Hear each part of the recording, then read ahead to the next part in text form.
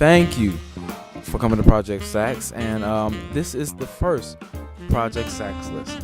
And before we do anything with our saxophones that we may have just gotten or had for a while, and just decided to pick up and play, or before we do anything with that, we're going to first start off with an introduction about the saxophone.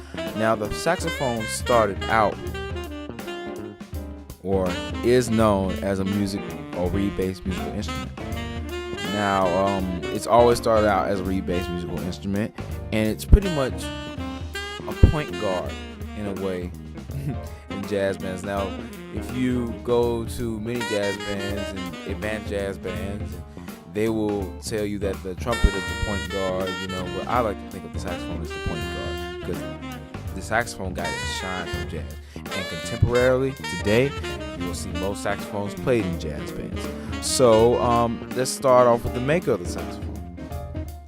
Adolphe Sax was born November 6, 1814. And that's a while ago, back in Diant, Belgium.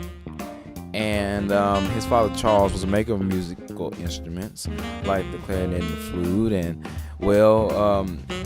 Adolphe was, inspired in a way. He always really liked what his father did, and he was greatly influenced by his father to, make another instrument. He started to mess around with the bass clarinet. It's really what he was messing around with.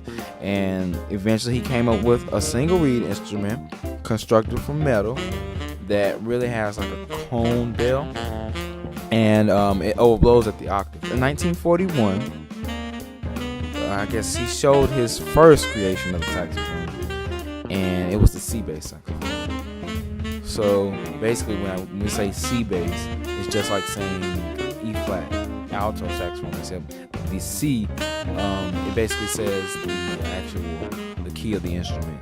So basically, it's the bass saxophone of its time, which was the C bass saxophone, which was tuned in the key of C. And then back in 1845, French military bands during the time of oboes and bassoons in France were replaced by saxophones, E-flat saxophones, and B-flat saxophones. Continuing on in 1881, Adolphe extends his patent of the saxophone. Not only does he make his beloved C bass saxophone, but he also extends it to 14 different classes of saxophone. And that starts off with the E flat sopranino saxophone, the F sopranino saxophone, the B flat soprano saxophone, the C soprano saxophone, the E flat alto saxophone, the F alto saxophone, the B flat tenor saxophone, the C tenor saxophone, the E flat baritone saxophone, the B flat bass, the C bass saxophone, the E flat contrabass saxophone, and the F contrabass saxophone.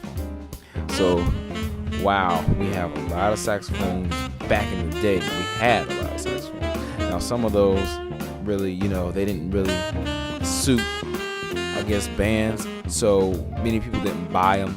Therefore, many of the saxophones kind of disappeared. There are, maybe around 7 that are still in production that are still being purchased today. So about half of them. And in 1885, the first American saxophone was made by Gus Boucher. Boucher was a saxophone maker, and he has his company, Boucher Horns, that went out of business a while ago, in the early 1900s. But he really impacted Americans with his saxophone because back in the Harlem Renaissance in 1914, in the early 1920s and 1914, it entered the world of jazz, the saxophone. And in 1928, the saxophone factory was sold to Henry Selmer and his company. So needless to say, saxophones have been made, by Henry Selmer since 1928, which is why people, they really like the Selmer brand horns, because they tend to play the best. They've been making them pretty much one of the heavy-hitting legends of jazz band makers, jazz band horn saxophone makers, excuse me. So, yeah, really, guys, this saxophone is really a young instrument. We know it as a young instrument, and it's very, very, very vital to the woodwind section. And I say this because Adolphe Sax, when he made the saxophone, it was based off the merits that it would be a hybrid instrument. Not only would it be metal like a brass instrument, or brass like a brass instrument, it would be the bridge between the two. It would be, not overpowering so much that you can't hear the woodwinds. It will be the mellow center that will bridge the brass and the woodwinds together, and it's done a wonderful job over the years. You can hear your local jazz musician playing a jazz tune on the sax. You can hear it on any radio station, jazz, centering with a jazz saxophone solo. You can hear many different artists of today, much like Kenny G, Gerald Albright, David Haas, Candy Goldford, Jesse J, Mindy Aber, many other saxophone players. There are a whole bunch of different saxophone players in Harlem Renaissance. That's when the saxophones really made their broadcast debut with Irving Hardy. Now, you have to really think back. We have some older saxophone players that are still living today that will tell you how big of an influence that time period was for black people in the black culture. In 1920s, when the Harlem Renaissance came into play, black people were really getting their stride, and they were making money. It was after the war, and they were making money, and they were just, pretty much feeling themselves. So, people said, fancy terms like jive, turkey, and everybody was smooth, and all the brothers came out, and they were smooth. They had the suits, and this was that time of history where the saxophone just made its debut, and a lot of people who were jazz musicians at the time picked up the horn, like Dave Brubeck, and different jazz classics were made, and the Fate book was made, was being produced, with jazz classics like Take Five and Bubasa and all those different jazz hits that you hear that are being souped up today, like In a Sentimental Mood, all that good stuff. Now, might I say, Jessie J, a contemporary jazz saxophone player, has taken the song In a Sentimental Mood and made it her own in her new album, Hot Sauce, that has been on the top of the jazz charts for a while. So, just check that out. You can see how yesteryears have influenced today. So, as a saxophone player, you really want to look up to at least one good saxophone player of the past, and either one of today. Look up Charlie Parker, Coltrane, Miles Davis. Even if they're not saxophone players, look up these guys and see how they played. See who they were playing with. Sonny Rollins, what a great philosopher he was. He still is, and he's been living for a while now.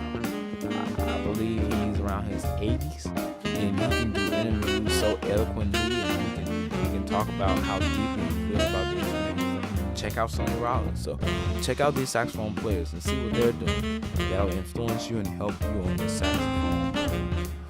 Now, as we go with this information and this newfound knowledge of the saxophone, we really want to think about what direction we want to take the saxophone, considering its past. Because we can't move to the future if we don't know where the past came from. And if we're taking the saxophone with us to spread our words, spread our music, we really want to stop and think, where did this saxophone come from? Where did it come from? How was it made? What was the idea behind the saxophone? And if you can find out where the saxophone fits when you're playing in orchestras, bands, marching bands, jazz bands, any other bands, quartets, if you can find out where the saxophone fits in, depending on what saxophone you have, soprano, tenor, alto, bass, contrabass, baritone, no matter what, you can play the way it was meant to be played. You just have to practice and keep that goal of the saxophone of Dolby had in mind for the sax. So, it's not a hard instrument. Just remember what Dolby had in mind and take a quick listen to all these new saxophone players and all these old saxophone players and see where you fit and see what your niche is and take that your way.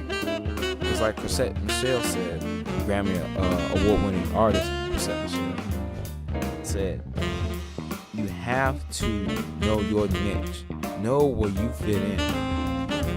She said that there's a way that only you listen to music, or there's a way that you hear music. There's a niche that only you can put out there. It's only in your mind. It's only in your spirit. Follow that niche. And don't worry about success. It'll come. Don't worry about how long it takes to get there. That's not exactly correlated, but pretty much how she said it. Now, this is Devin from Project Sax, and we're moving on to a full lesson one next. But this is just a briefing on where you're going when you pick up that saxophone and where it's came from. It's not just an instrument that came up yesterday. So this is Devin from Project Sax. Thank you. Once again, I'm out. Stay tuned for the next episode.